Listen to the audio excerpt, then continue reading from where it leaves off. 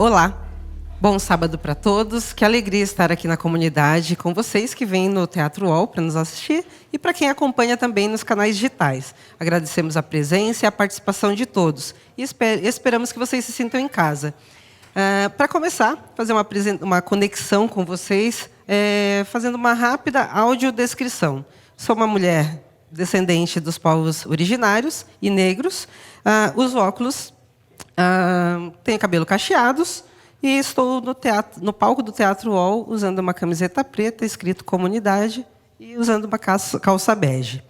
Bom, para que vocês consigam nos ajudar, contribuir, fazer as doações, dízimos e ofertas, podem fazer através da chave Pix, @umlugarcomunidade. Precisamos para que esse trabalho, esse ministério, continue a chegar em muitas pessoas. E para que vocês também fiquem por dentro de tudo que acontece na programação, é legal, vocês podem baixar o aplicativo direto na loja de aplicativos do celular de vocês, também se inscrever no nosso canal, no WhatsApp, todas as novidades vão para lá. E vocês também podem seguir nas redes sociais, Instagram, YouTube, e ficar por dentro dos eventos e atividades. As lives de orações que acontecem às terças-feiras, quartas-feiras estamos também com os estudos bíblicos no YouTube e temos a agenda do Ministério das Famílias. E para vocês também levar essa experiência, estender na semana de vocês, nós temos os pequenos grupos espalhados pelo Brasil, São Paulo, pelo mundo já, estamos fora do Brasil. Então, só entrar no nosso site, umlugarcomunidade.com.br e ver qual que fica mais perto para você. Então, agora vamos continuar com a série Graça, com o pastor Marcos Apolônio. Faremos apenas uma oração. Santo Deus, te agradecemos por esse momento, que seu Espírito fale conosco. Em nome de Jesus, te agradecemos por esse dia. Amém.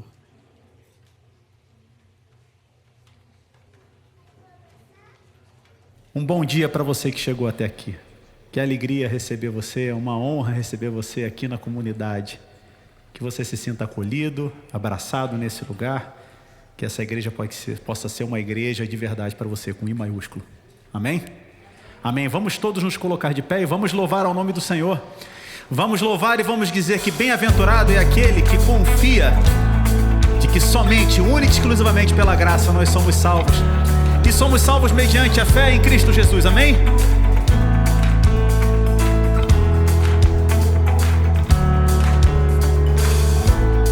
Seja bem-aventurado quem teme ao Senhor, quem guarda a sua lei e tem por graça a salvação. Para sempre sua palavra firmada está no céu, de geração em geração ele é fiel.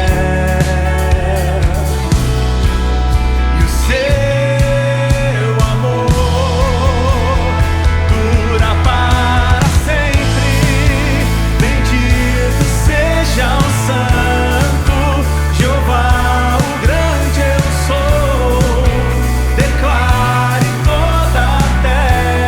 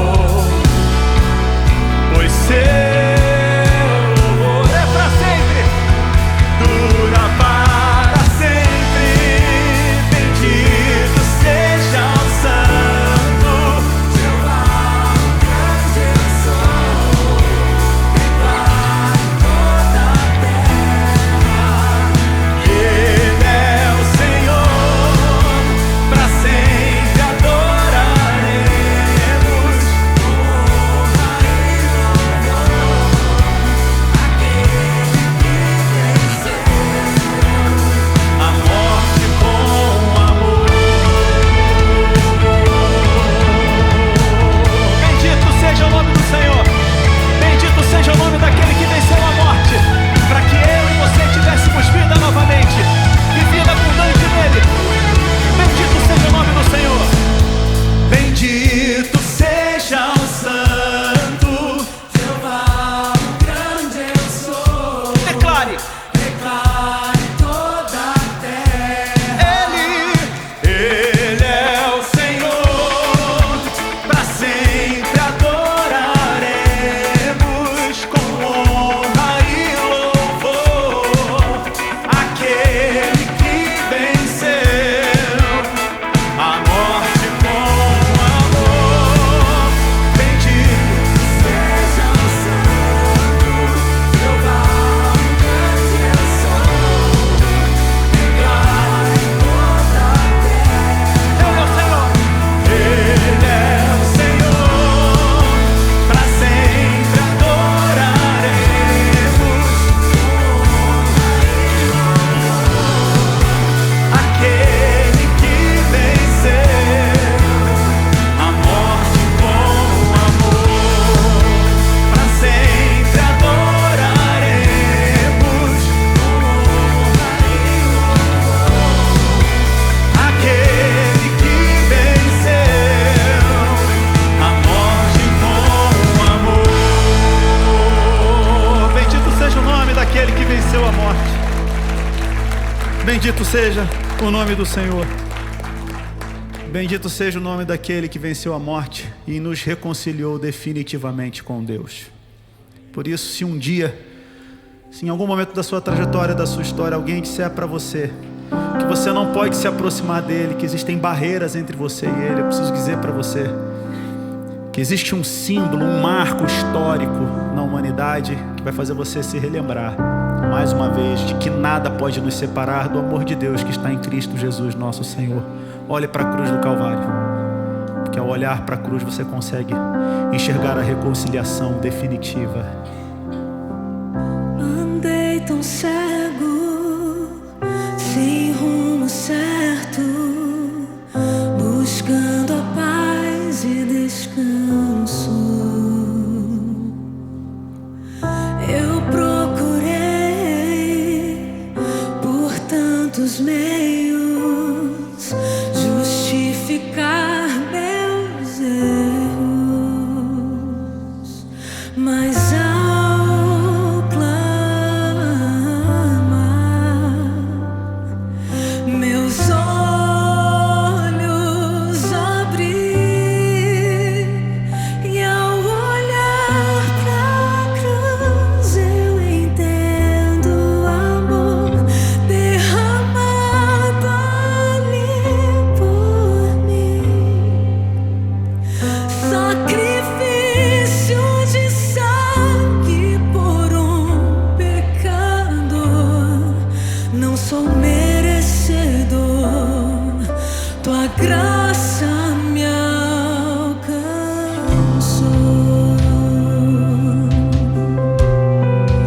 Tua graça me alcançou.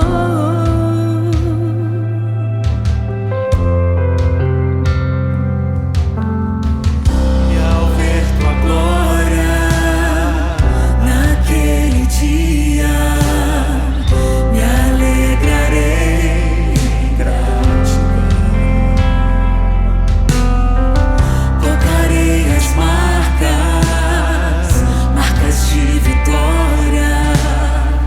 Vencido é o pecado. Perante ti me prostrarei, e ao olhar pra cruz eu entendo o amor derramado ali por mim. Sacrifício de sangue por um pecador. Não sou merecedor, tua graça me alcançou. Por termos a certeza absoluta de que fomos alcançados na graça dele, é que reconhecemos. Reconheço, não sou digno, pela graça eu fui salvo. Reconheço, não sou digno, pela graça eu fui salvo. Reconheço, não sou digno, pela graça eu fui salvo. Reconheço, não sou digno, mas pela graça que eu fui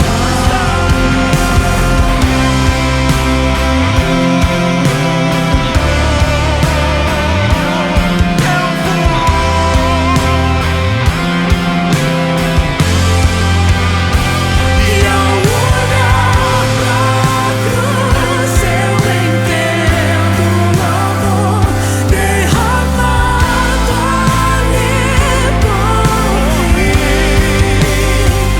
Sacrifício de sangue por pecador. Não sou merecedor. E ao olhar pra cruz eu entendo o amor derramado ali por mim. Sacrifício de sangue por pecador. Não sou merecedor.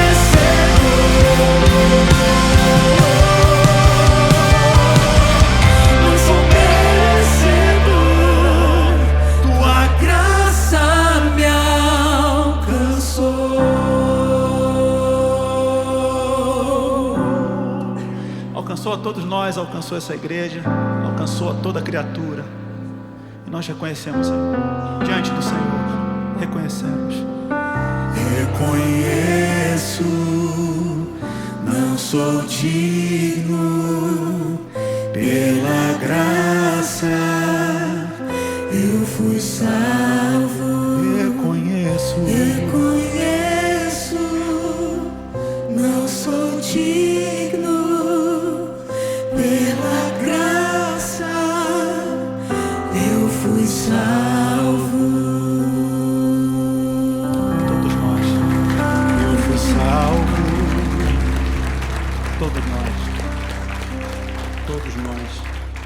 Todos nós fomos salvos, fomos recebidos e reconciliados definitivamente com Deus e a igreja, tal qual ela existe, com todos os seus defeitos. Ela existe para ser um marco na terra, um lugar, um locus de aceitação, acolhimento, um lugar que se pareça o máximo possível com aquilo que a gente chama de casa, um lugar onde a gente tem certeza que a gente está seguro. Que esse lugar aqui seja esse lugar de segurança, de acolhimento e da certeza de que você chegou no lugar onde você deveria sempre estar, na sua casa.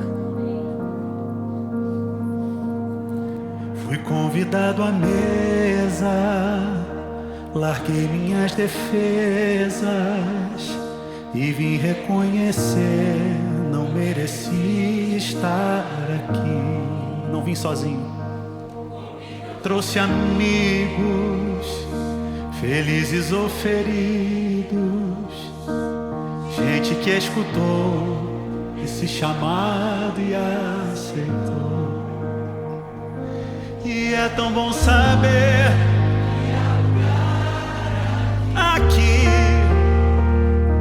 a graça nos chamou à mesa do Senhor. Há lugar na casa, quando estamos juntos, é casa de Deus Pai, a esperança na casa e um recomeço, recomeço. Reúne Reunidos nele, nosso encontro é casa de Deus Pai, de Deus Pai, de Deus Pai. E chegamos aqui, Senhor, atraídos pela Tua palavra. O som da Sua palavra curou a nossa alma. O Verbo nos amou, da solidão nos resgatou. E é tão bom saber que há lugar aqui. A graça nos chamou à mesa do Senhor. Há lugar, há perdão na casa. Quando estamos juntos, nosso encontro é casa de Deus Pai, a esperança na casa, recompensa na casa, reunidos nele, nosso encontro é casa de Deus Pai. Há lugar e há perdão pra você. Quando estamos juntos, nosso encontro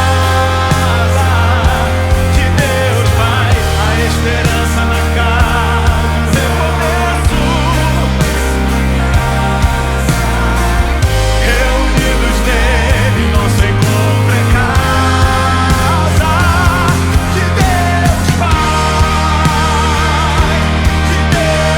de Deus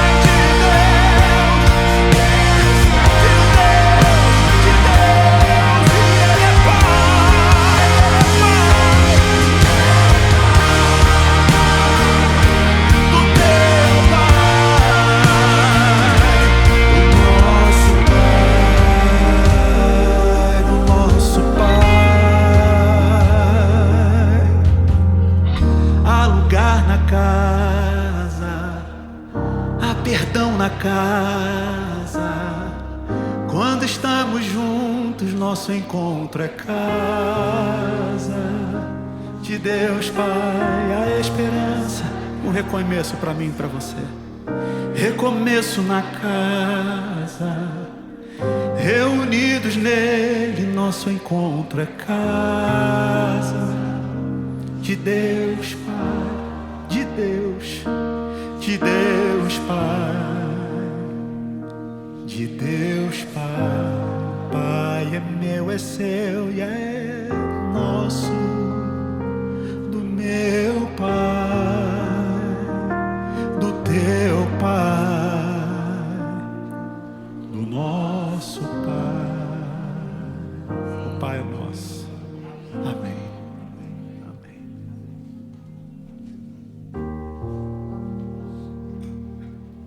Deus que é Pai também é Mãe, te agradecemos imensamente porque tem um lugar para nós. Ajuda-nos, Deus, a continuar a criar um lugar seguro para que outras pessoas também, que se sentem sem lar, possam vir e adorar. Possam lembrar-se do valor que elas têm diante dos teus olhos, diante da cruz do Calvário. Amém. Esteja conosco, que a gente possa sair daqui alimentado, todos nós. Te pedimos em teu nome. Amém. Amém.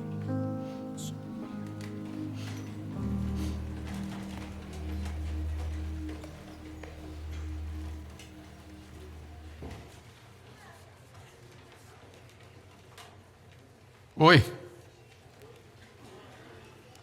É bom estar aqui com você. Muito bom. Maravilhoso. É bom estar com você que está em casa. Não sei a que horas, quando, que dia você está assistindo isso, mas obrigado por estar conosco, por fazer parte dessa comunidade. Antes de ontem eu estava conversando com a Socorro, lá do Nordeste, e falando das necessidades, das dificuldades dela lá no estado dela. E é maravilhoso conversar com o pessoal de longe e perceber como a gente está conectado. É muito bom estar com você. A gente está numa série bem longa e a gente está quase terminando a série da graça. Ainda tem alguns capítulos aí. Hoje é o capítulo 15, baseado no livro de Richard e Christopher Hayes, chamado Ampliação das Misericórdias de Deus. E hoje, no capítulo 15, a gente vai falar sobre o Concílio de Jerusalém. É um capítulo fascinante. Eu realmente recomendo que você tome um tempinho em casa, faça lá a sua lição de casa. Se você quiser reportar para ganhar uma estrelinha, a gente dá uma estrelinha. Leia o capítulo 15 de Atos, que é muito legal. Na abertura do livro tem 2 citações que eu queria mencionar, que são lindas. Uma de Frederick Faber diz assim: há uma vastidão na misericórdia de Deus como a vastidão do mar. Há uma bondade na justiça de Deus que é maior que a liberdade. A outra citação é de Mateus, no capítulo 9, verso 13. É Mateus citando Oséias 6,6, que diz assim: vai e aprenda o que significa desejo misericórdia, não sacrifício. Como grupo, como comunidade, hoje a gente vai falar de discernimento, e parte do nosso discernimento aqui é justamente pensar naquilo que é importante, naquilo que tem valor, de que maneira que a gente pode fazer diferença, de que maneira que a gente pode ajudar. Um dos recursos que a comunidade usa para ajudar e para fazer diferença é o Instituto Sementes. O Instituto Sementes está aí há muito tempo, tem um impacto social incrível. O Instituto Sementes ajuda pessoas em situação de vulnerabilidade, tem um programa para pessoas que estão na rua, tem um programa odontológico, tem um programa de incentivo à educação. E entre os programas que mais me fascinam está o programa chamado Água para o Piauí. Eu já ouvi falar há muito tempo, sempre que está envolvido, e esse ano eu resolvi ir junto. É uma equipe que vai em julho agora para o interior do Piauí, lá uma cidade que chama Boi Morto. A gente vai para lá ressuscitar o boi.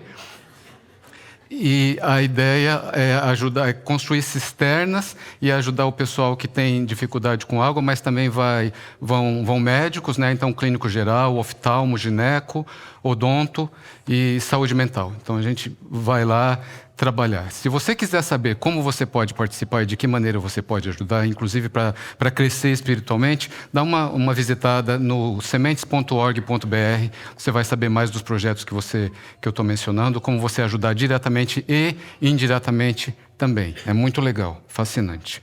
Depois eu conto para vocês do Boi Morto. Sábado passado, o pastor Edson falou de Atos 10, né?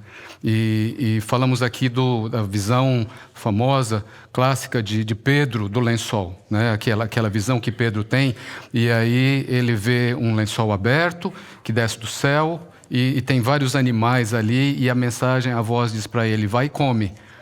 E Pedro diz assim: não posso. Isso acontece 3 vezes. E aí, por final, a voz diz assim: não chame de impuro aquilo que Deus purificou. Depois disso, Pedro é chamado para ir à casa de Cornélio. E chega na casa de Cornélio, o centurião tem um grupo de gentios recém-conversos. Aí Pedro entende a mensagem. E nos versos 34 e 35 de Atos 10, diz assim: Deus não trata as pessoas com parcialidade, mas de todas as nações aceita quem o teme e faz o que é justo.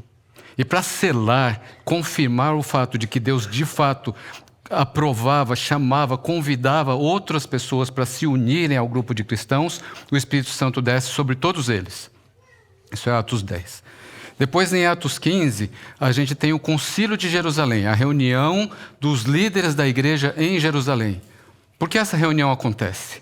Qual que é o problema? Bom, tinha um grupo de fariseus judeus que se converteram ao cristianismo. Então, os fariseus são aqueles muito estritos e muito apegados à lei. E esses caras se convertem ao cristianismo e eles, sem ninguém pedir, eles saem do lugar deles e vão conversar com os novos conversos e diz para eles assim: olha, vocês têm que fazer tudo isso aqui. Vocês têm que seguir as leis de Moisés e vocês têm que se circuncidar. Então, uma vez, eu vou chamar o pastor Edson um dia para a gente ter uma série aqui só sobre circuncisão, para a gente poder falar sobre isso, né? Para quem não lembra, circuncisão é aquele processo cirúrgico de remover a pele que cobre o prepúcio do pênis, né? Então, a gente tem aí esses caras, judeus, agora cristãos, fariseus, que andavam por lá tentando controlar o que estava dentro da calça dos outros. E dizia assim: vocês têm que se circuncidar. Então, criou uma situação ali muito incômoda. E Pedro chega, e Barnabé também, e fala: olha, para com esse negócio. Fissura, essa coisa de ficar tentando controlar os outros. Para com isso. O que é interessante é que esse grupo estrito, eles queriam criar uma comunidade de minions. Eles queriam criar clones. Eles queriam criar cristãos que todos se pareciam, que eram todos iguaizinhos. Porque vinha gente nova, não é? E o mais interessante, para usar um termo que o pastor Edson adora, o bizarro da coisa é que eles diziam assim, vocês têm que ser dessa maneira. Se você observar essas características que eles descreviam que as pessoas tinham que ter, essas características tinham que ver com eles. Em outras palavras, para você se salvar, você tem que ser como eu.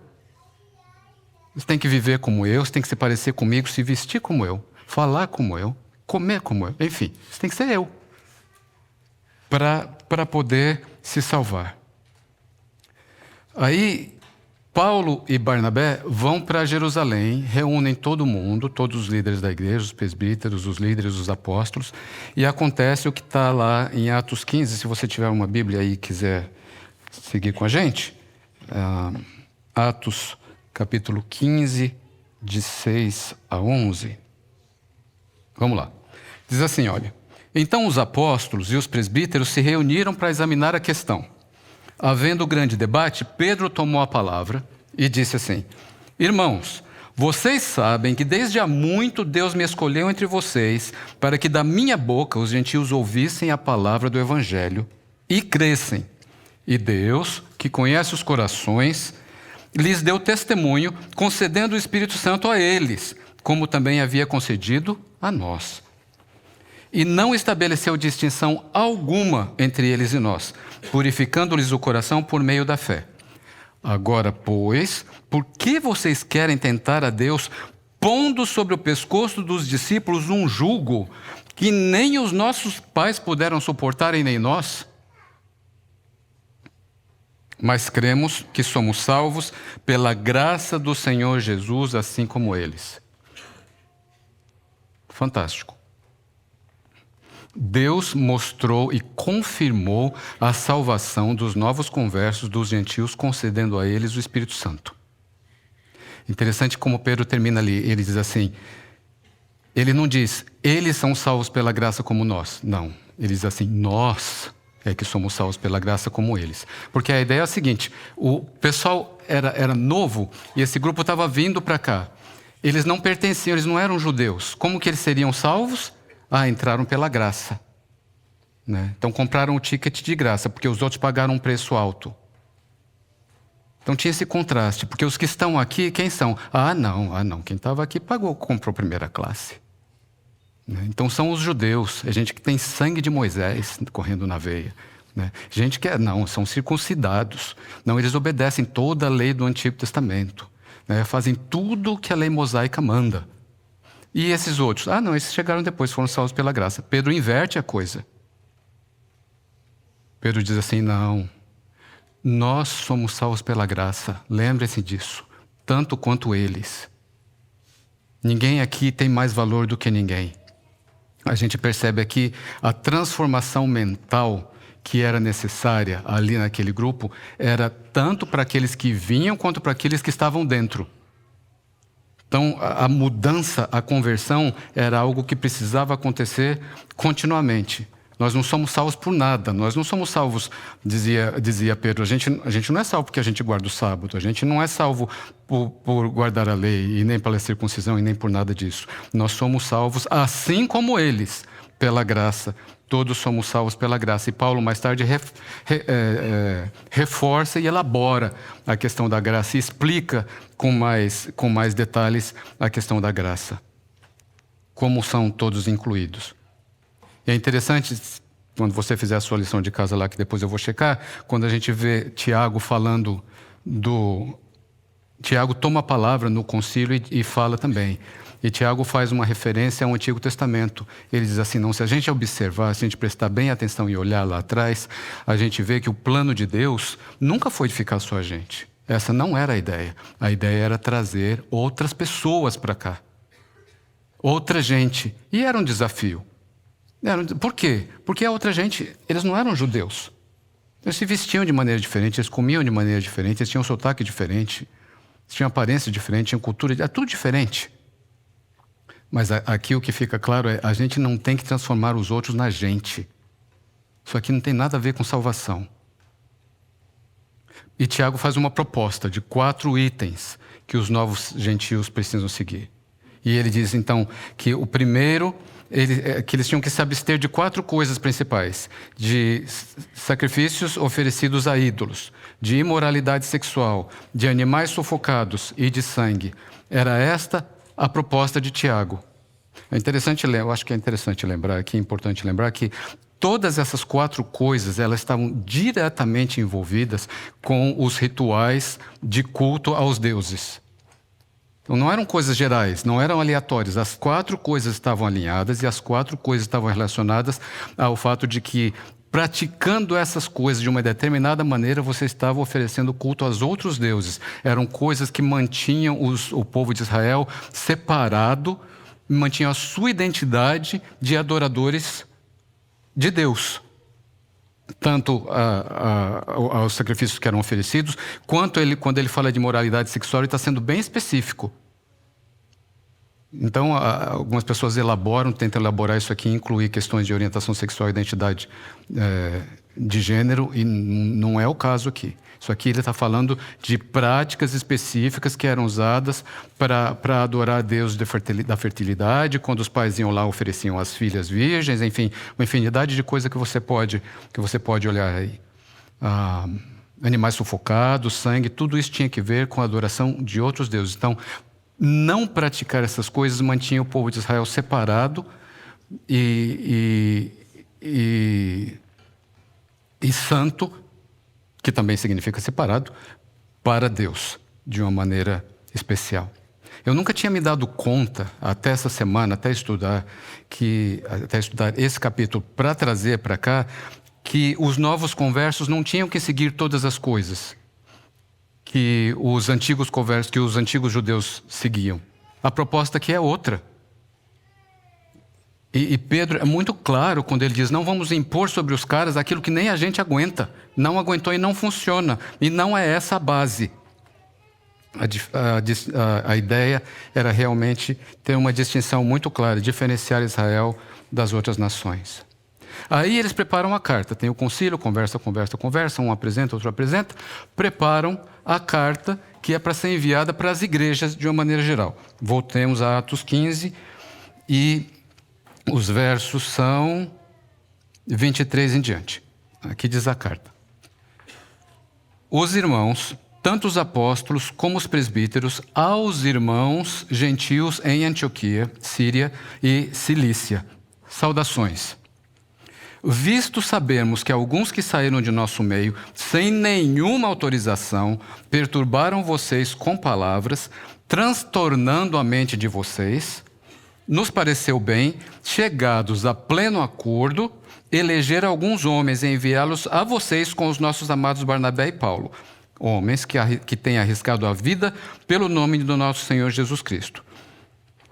Verso 28. Pois pareceu bem ao Espírito Santo e a nós,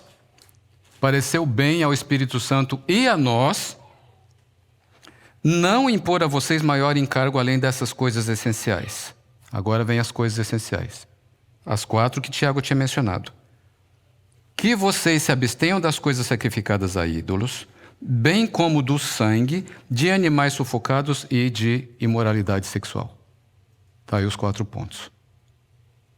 Essa era a carta. E essa carta foi enviada para as igrejas, deixando claro o que era esperado dos novos conversos dos gentios.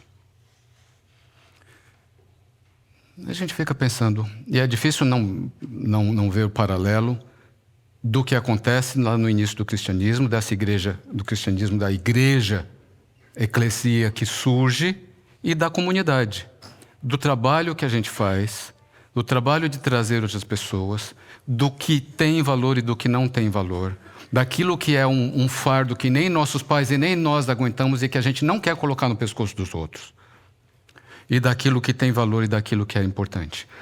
Interessante essa questão do discernimento. Discernimento aqui era a chave, porque primeiro houve o que o Tiago faz lá, ele faz uma interpretação das Escrituras, ele olha para o Antigo Testamento e percebe que a base teológica que havia ali, o interesse de Deus de trazer novas pessoas.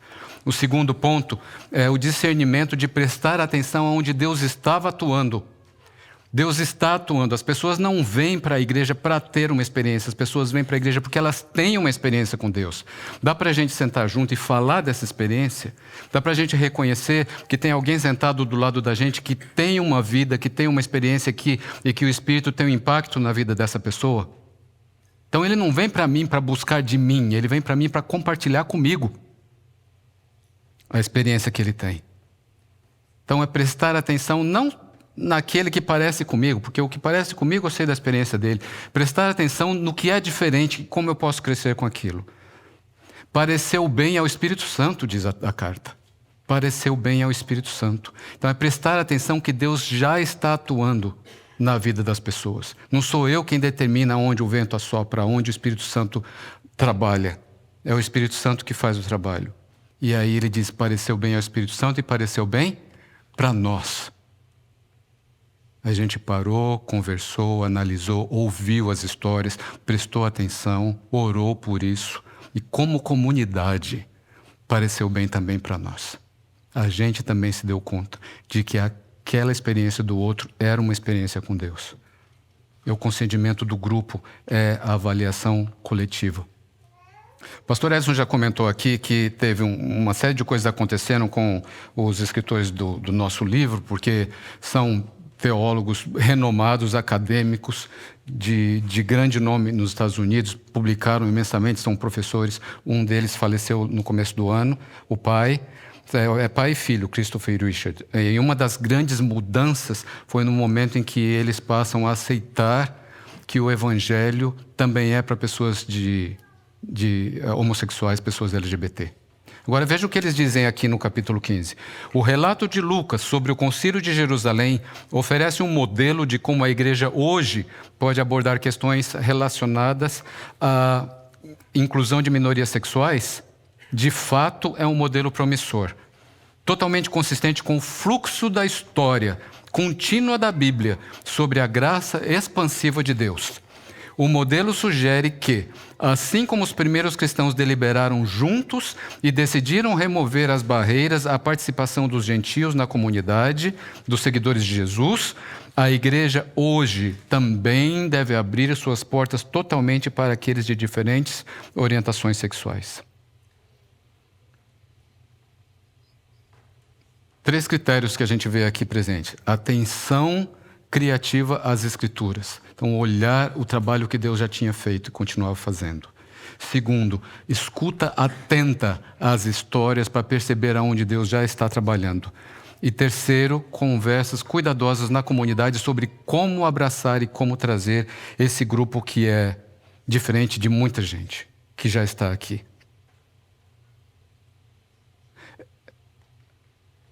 É interessante ler a história, porque a gente vê um monte de problema que eles tinham lá. Comunidade nova, eles estavam fazendo algo novo. Era diferente, era distinto. Nós estamos fazendo algo novo.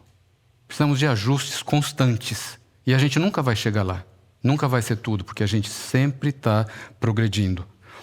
Você e eu somos chamados para construir a comunidade.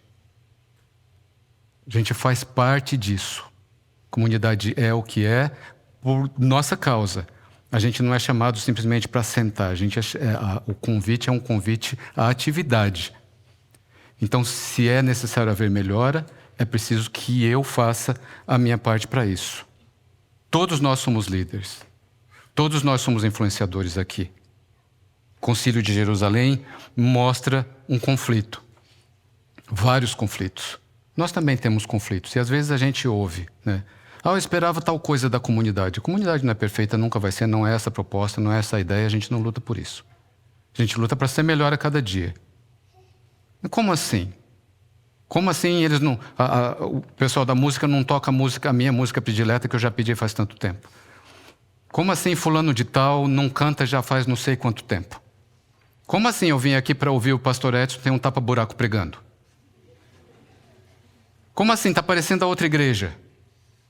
A gente está aprendendo a fazer o novo, gente. A gente não sabe direito fazer o novo. A gente está tentando e vai continuar aperfeiçoando isso. A gente sabe fazer o velho. A gente sabe fazer aquilo que não funciona mais. A gente quer aprender a fazer o novo e a gente precisa aprender junto. Lembra que sábado passado o pastor Edson falou que deu um BO? e ele não ia dar spoiler, mas tinha dado um problema lá entre Paulo e Silas. Se você for lá em Gálatas 2, você vai ver o que aconteceu, que é bastante interessante. Eu vou contar para vocês a fofoca. Aconteceu que o Pedro estava lá em Antioquia e ele estava com os novos conversos, o pessoal não circuncidado, essa gente que o pessoal falou, olha, tem essas 4 regras para vocês seguirem. Só que vieram aqueles grupos de fariseus, apareceu. E aí o Pedro, discretamente, mas não, se afasta dos novos para não dar uma má aparência, para não arrumar encrenca com os fariseus. E Paulo fica muito indignado com aquilo. Fala, que porcaria você está fazendo? Que negócio, mas que coisa sem lógica é essa? E chama Pedro e acusa ele claramente. Porque em Atos 15, a gente vê Pedro lutando e defendendo. Em Gálatas 2, a gente vê Pedro meio que com vergonha do povo novo. Paulo fala, não tem sentido isso, gente. Que coisa mais sem lógica. E Pedro passa aquela maior vergonha ali. Eu adoro isso, porque Pedro sou eu. Pedro é você. Pedro é super humano. É a história de Pedro, né? É o Pedro que joga, que chora, que rasga as vestes, que diz para Jesus, se for preciso eu morro por você, não sei o quê. No dia seguinte está lá negando Jesus, né? É o Pedro, é a história do Pedro. É quem Pedro é. Né? Num momento faz uma coisa, no outro momento faz outra. É um processo. Ele mostra para a gente que a gente está num processo. E Pedro é Pedro. Não é para diminuir Pedro. De maneira nenhuma. É para mostrar o processo em que a gente caminha. Às vezes a gente faz besteira, às vezes a gente acerta e continua em frente. Felizmente, Pedro, assim como nós, teve mais acerto do que erro. Mas esperar que vai ser perfeito, não vai ser perfeito. A gente precisa aprender a aprender uns com os outros. Assim como os fariseus, a gente tem hábitos dos lugares que a gente traz de outros lugares. E a gente precisa desaprender aquilo. Às vezes a gente ouve, a comunidade não é um lugar seguro para mim. Ué, mas não é um lugar seguro para você? A gente precisa da sua ajuda. A gente precisa sentar junto e a gente precisa fazer junto. A gente devia ter uma placa lá na frente dizendo assim, estamos em construção para nos servir melhor.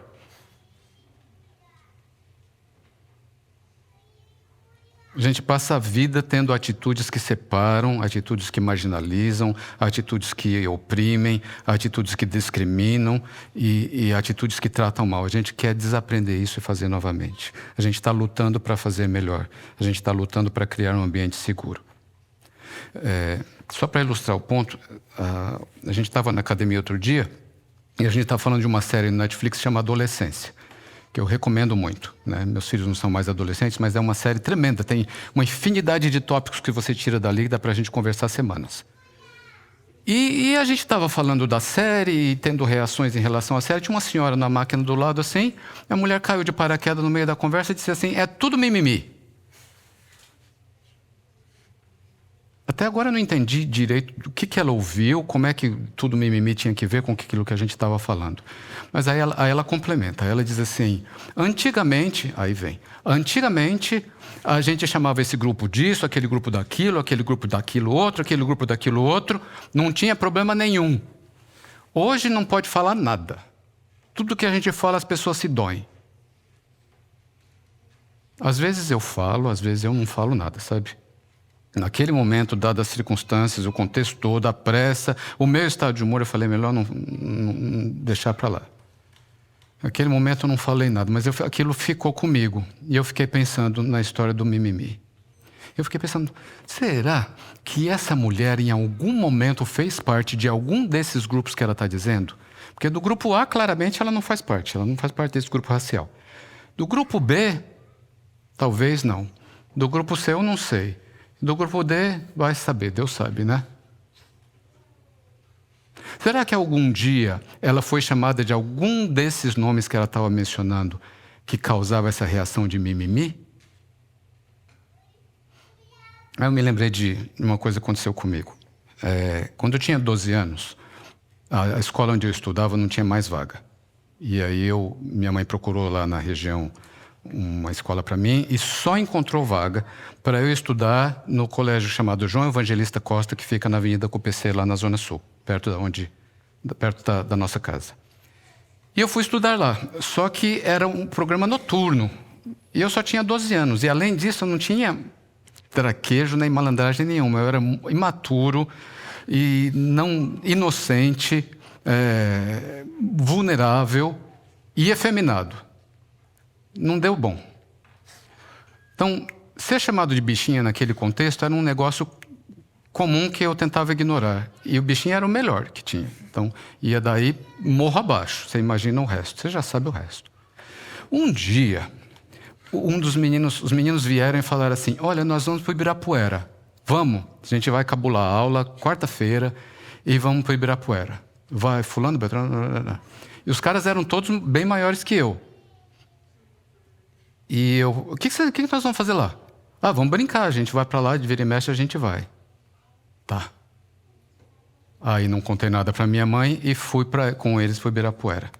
Chegou lá, a galera, o plano deles todos, o que tinham planejado entre eles é que iam para lá para ter sexo comigo. Não me pergunte exatamente qual a razão, só foi por Deus que nada físico aconteceu. Foi emocional, mas de alguma maneira lá na hora alguém intercedeu e disse assim: não, isso não vai dar legal, vamos embora. O grupo se dispersou, a gente foi embora. Mas no outro dia, quando eu cheguei na escola, a história de que eu tinha ido para o Ibirapuera com os meninos e que tinha feito sexo com todo mundo espalhou igual fogo na escola inteira. O meu apelido dali em diante era Ibira. Isso foi um negócio horrível, que já tratei em terapia, eu tô bem com isso, não se preocupe. Mimimi. Então você percebe o peso das palavras? Quando a gente não pertence a um grupo determinado, a gente não sabe o que significa essas coisas. Que mimimi? É mimimi quando não é comigo, né? Porque se for comigo, não é mimimi. A gente precisa cuidar com as brincadeiras, a gente precisa cuidar com as coisas que a gente fala. Que só é brincadeira se os dois se divertirem. Se não for diversão para os dois, isso não é brincadeira, gente. Graças a Deus a gente vive num outro momento. Graças a Deus a gente não pode sair por aí chamando as pessoas daquilo que vem na cabeça da gente. Chega disso. Passou o tempo, não é? A gente procura construir um lugar seguro para todas as pessoas. Outro dia veio um comentário que dizia assim: já não basta ter um pastor LGBT na comunidade, ainda tem que ter o fulano de tal com unhas pintadas e roupa colorida cantando lá na frente? Tá bom, deixa eu desdobrar essa pergunta em duas partes. Já não basta ter um pastor LGBT? Não basta. Não basta, sabe por quê? Porque uma pessoa não representa todo um grupo. Então não basta ter um pastor LGBT na comunidade, não basta ter uma mulher na direção, não basta não. A gente precisa de um lugar seguro para todas as pessoas. E a segunda parte, ainda tem que ter um monte de gente. A meta da comunidade, o alvo da comunidade, o nosso objetivo não é criar um lugar seguro para pessoas LGBT. A meta da comunidade é criar um lugar seguro, ponto final. Para que todas as pessoas possam vir, para que todas as pessoas possam adorar a Deus, para que as pessoas, especialmente as pessoas que não se sentem seguras em outros lugares, possam vir e se sentir aceitas, se sentir em casa, se sentir à vontade, sem ninguém pegando no pé e cobrando uma circuncisão. Ah, mas a pessoa é demais. A pessoa é demais. Então vamos virar essa observação. Eu sou demais? Você é demais? Demais em quê? Em que é que você é demais? Você é exuberante demais? Você fala alto demais? Você tem peso demais? Você tem peso de menos? Você come demais? Você tem a pele escura demais? Você tem um sotaque forte demais? Você é masculina demais? Você é efeminado demais? O que você é demais? Porque com certeza você é demais alguma coisa. A gente precisa cuidar muito com essas réguas que a gente usa para medir os outros, porque elas estão super afiadas e elas ferem a todos. Vai chegar a hora de cada um de nós. Demais o quê? O que é demais? As boas novas é que a gente pode parar de tentar agradar os outros, porque a gente não vai conseguir. A gente não vai conseguir ser aquilo que os fariseus querem que a gente seja, parecido com eles. Isso não vai dar certo. Tem um livro que diz assim, o título do livro é Não é da minha conta aquilo que você pensa a meu respeito. Eu acho que eu já falei para você desse livro, que eu vivo repetindo isso. Então, assim, que a pessoa pensa sobre mim, eu não quero saber, não. Isso é problema dela, não tem nada a ver comigo. O julgamento do outro pertence ao outro, não, de fato não tem nada a ver comigo. Tem gente que não fala, né? Que fala pelas costas, tem gente que fala pela frente, que vem falar para você aquilo que eles pensam. O Ariano Suassuna diz assim: eu sou muito contra falar mal das pessoas pela frente. Eu acho de uma falta de educação tremenda esse negócio de ir para a pessoa falar na cara dela o que a gente acha dela. Constrange quem ouve e constrange quem fala. Espera um pouco a pessoa virar as costas, aí você mete o pau. Aí você fala. A gente sempre vai ser de mais alguma coisa. Existe uma maneira de criar espaços seguros. Em primeiro lugar, a gente pergunta para as pessoas, para essas pessoas, para quem a gente quer criar um espaço seguro, o que é que significa um espaço seguro para elas? O que é que significa um espaço seguro para você? Como que eu crio um lugar onde você se sinta segura conosco? Em segundo lugar, a gente não segue adiante sem a inclusão dessas pessoas nesse espaço, nessas conversas, nesse processo. É fundamental que a pessoa esteja à frente, à liderança desses diálogos sobre o que significa espaços seguros para todos os grupos. Em terceiro lugar, a gente remove o julgamento. Então, hoje, o meu chamado para você é que a gente remova o julgamento, porque tem coisas que eu não consigo julgar. Eu não consigo julgar. Eu não consigo julgar, por exemplo, como é viver com útero. Não tenho a menor capacidade. Mesmo que eu fosse um ginecologista, um obstetra com décadas de experiência, ainda assim, a minha experiência seria teórica, não prática. Eu não vivi com útero, eu não sei o que é. Como que eu vou ter conversas de pessoas que têm útero, sobre pessoas que têm útero, sem incluir essas pessoas, sem saber da opinião delas, sem pedir que elas tomem a liderança nesse processo? Só um exemplo.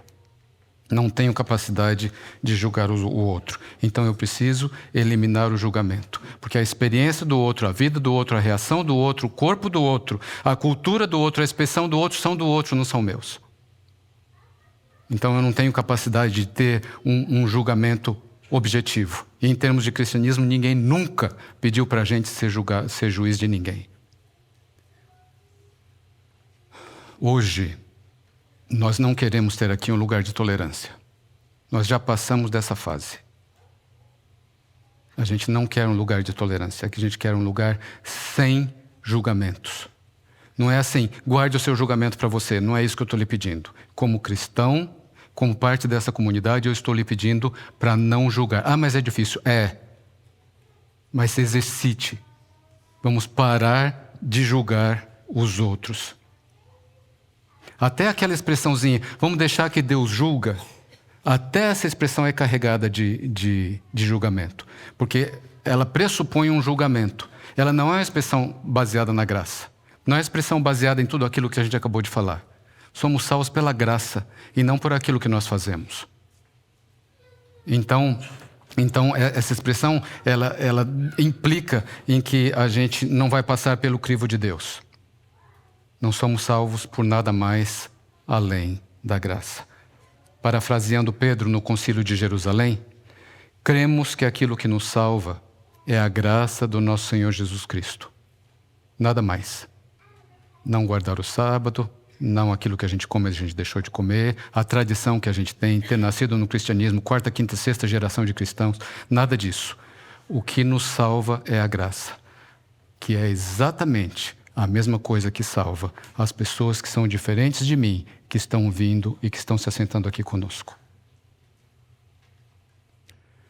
Deus e Pai, te agradecemos imensamente pelo teu amor por nós. Te agradecemos por esse espaço onde nós podemos conversar abertamente daquilo que está no nosso coração. Onde nós podemos planejar, onde nós podemos ser desafiados e onde nós podemos crescer. Esteja conosco, continue nos abençoando, continue presente em nossa vida e que nós possamos seguir construindo lugares seguros para nós e para aqueles que vêm sentar-se conosco. Em tua casa, à tua mesa, em teu nome. Amém.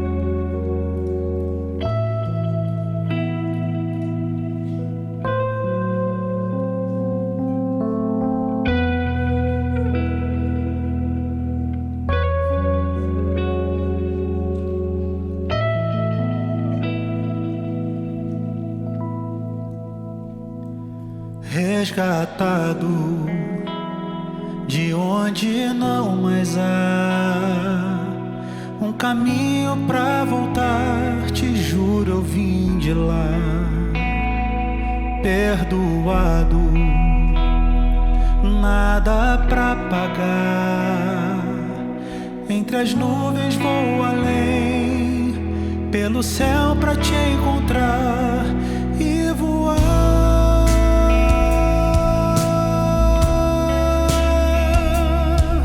Além do horizonte pra te encontrar e voar, e voar. O céu não vê limites pra me perdoar. Nas garras da tua graça eu quero descansar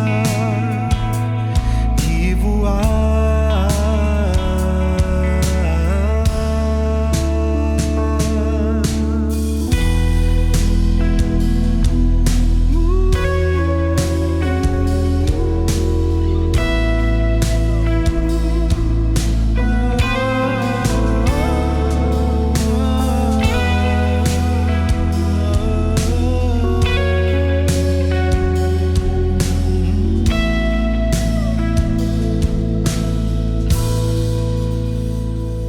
Exilado em terra de ninguém, procurando meu lugar, só encontrei desdém.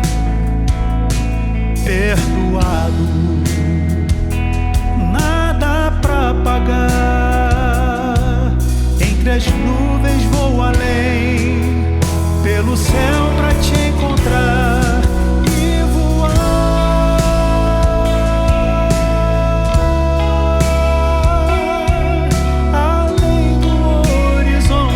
Pra te encontrar e voar,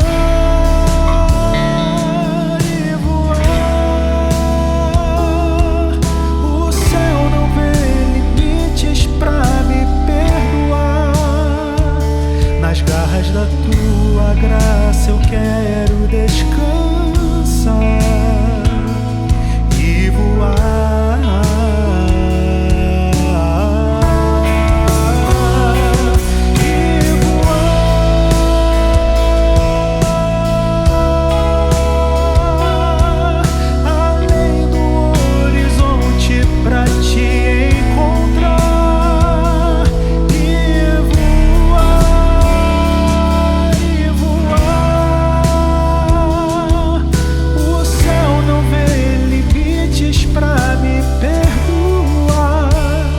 Nas garras da tua graça eu quero descansar e voar.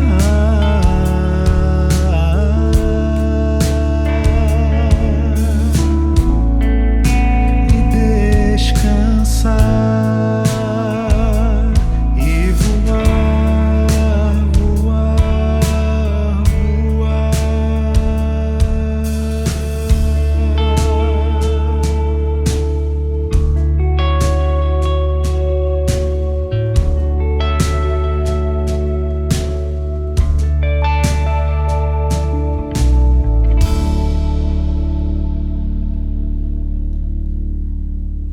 Vamos ficar em pé para a bênção final. Se você tiver desejo, levante sua mão direita para abençoarmos uns aos outros. E que o Senhor te abençoe e te guarde. E que o Senhor faça resplandecer o seu rosto sobre ti e tenha misericórdia de ti. Que sobre ti o Senhor levante o seu rosto e te dê a paz. Amém? Obrigado, gente. Até sábado que vem.